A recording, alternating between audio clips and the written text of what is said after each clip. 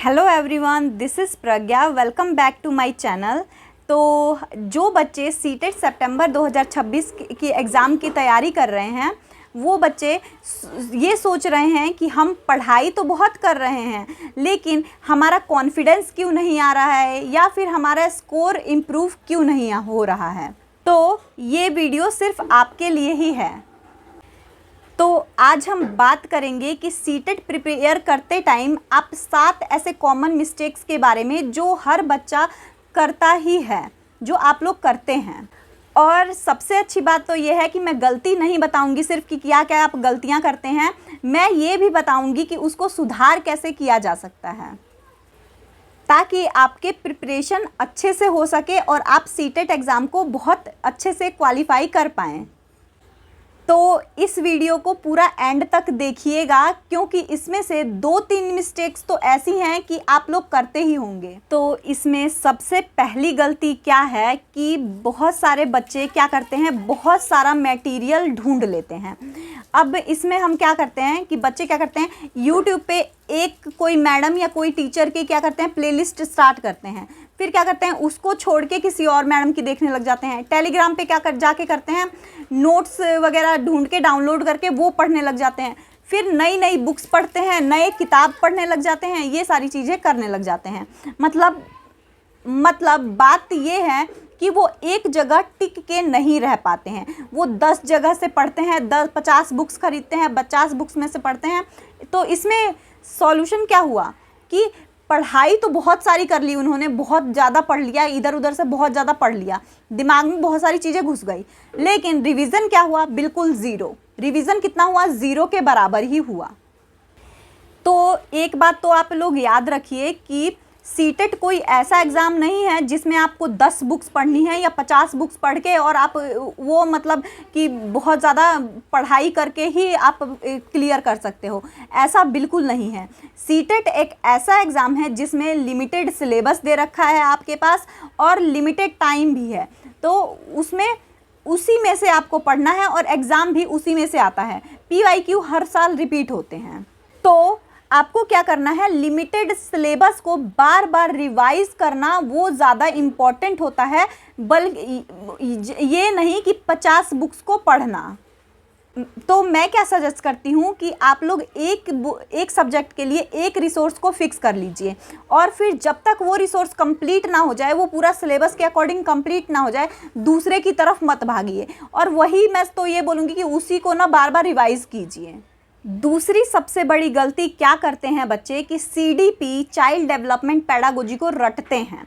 तो अब तो क्या किया, आपने डेफिनेशन रट लिया, प्याजे, वाइगोत्स्की और कोलबर्ग की थ्योरी भी रट के चले गए, लेकिन जब आपने वहाँ पे जाके एग्ज़ाम में जाके क्वेश्चन देखा तो वो क्या हुआ, वो आपको गलत लगने लग गया आपका। लेकिन जो एग्ज़ाम है वो कैसा आता है, क्लासरूम सिचुएशन बेस्ड एग्ज़ाम आता है, तो जब आप आंसर करते हो तो वो गलत हो जाता है।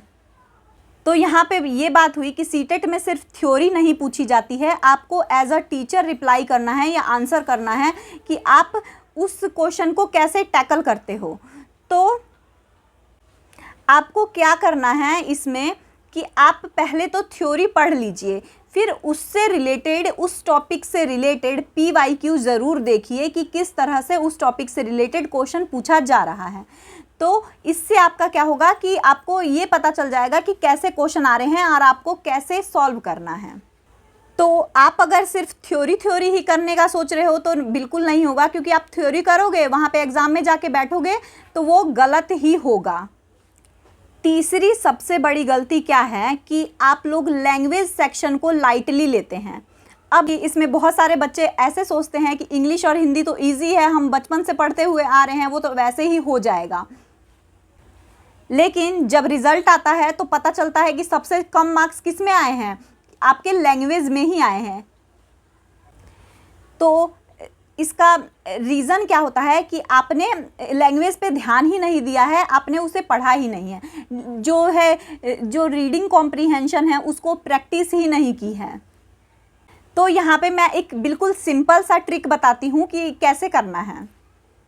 तो आप क्या कीजिए, रोज़ एक पैसेज, इंग्लिश और हिंदी, एक एक पैसेज को सॉल्व कीजिए।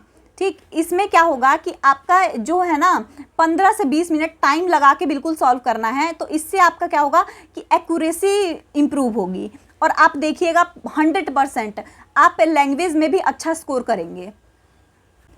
तो सबसे बड़ी गलती क्या है कि लैंग्वेज सेक्शन को इजी नहीं समझना है हमें।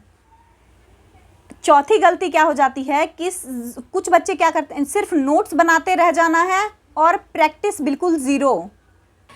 कुछ बच्चों के तो ऐसे होते हैं, नोट्स क्या होते हैं कि बहुत ज़्यादा कलरफुल होते हैं, बिल्कुल अंडरलाइन कर रखा है, बोल्ड पेन से ऊपर हेडिंग लिख रखी है, फिर नीचे बहुत सजा के लिख रखा है, लेकिन उसमें पढ़ा क्या है आपने।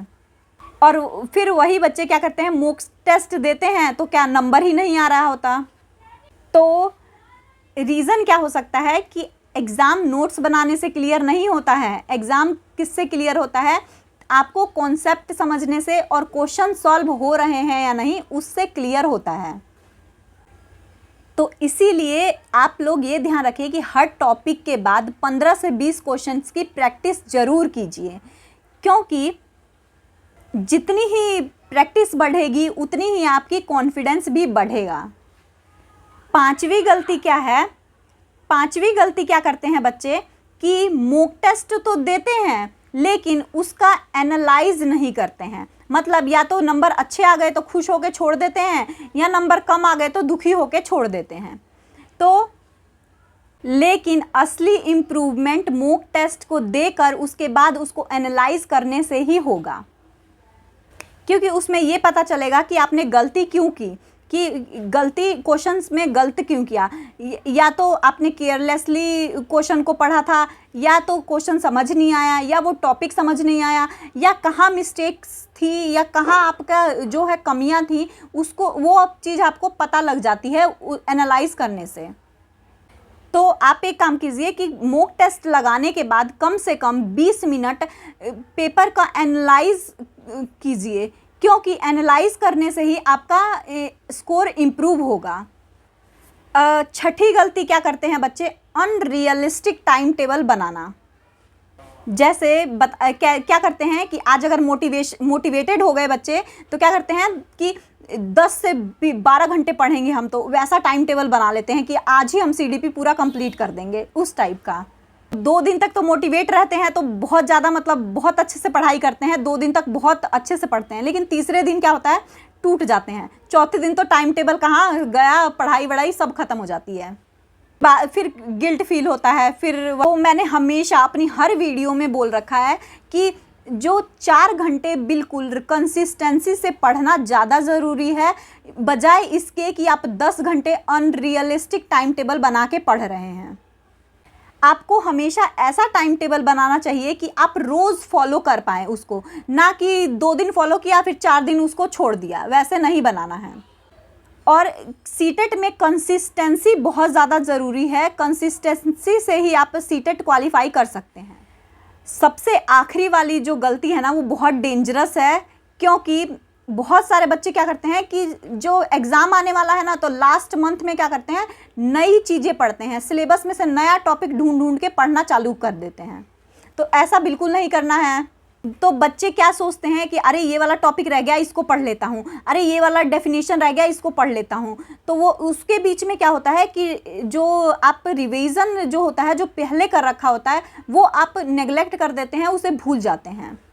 ये चीज़ बिल्कुल याद रखनी है कि आप जितना ही रिवीजन करेंगे आपका कॉन्फिडेंस बढ़ेगा। जितना रिवीजन करोगे आप एग्ज़ाम में क्या करोगे, उस टॉपिक को भूलोगे नहीं। वो टॉपिक या वो क्वेश्चन देखते ही आपको बिल्कुल करेक्ट आंसर आपके माइंड में चलेगा, ऑप्शन पढ़ने की भी ज़रूरत नहीं पड़ेगी। तो आपको बिल्कुल रिवीजन बहुत ज़्यादा इम्पॉर्टेंट है। तो ये थी 7 मिस्टेक्स जो मतलब आप सभी कहीं ना कहीं आप लोग करते होंगे, जाने अनजाने में ही सही, लेकिन ये मिस्टेक करते होंगे।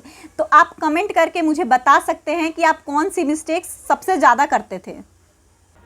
और अगर आप लोग सीटेट सितंबर 2026 की प्रिपरेशन कर रहे हो तो चैनल को सब्सक्राइब ज़रूर कर लेना, क्योंकि मैं यहाँ पे सीटेट की स्ट्रैटेजी, सीटेट कैसे तैयारी करना है, कॉन्सेप्ट, PYQ सब कुछ कराती हूँ।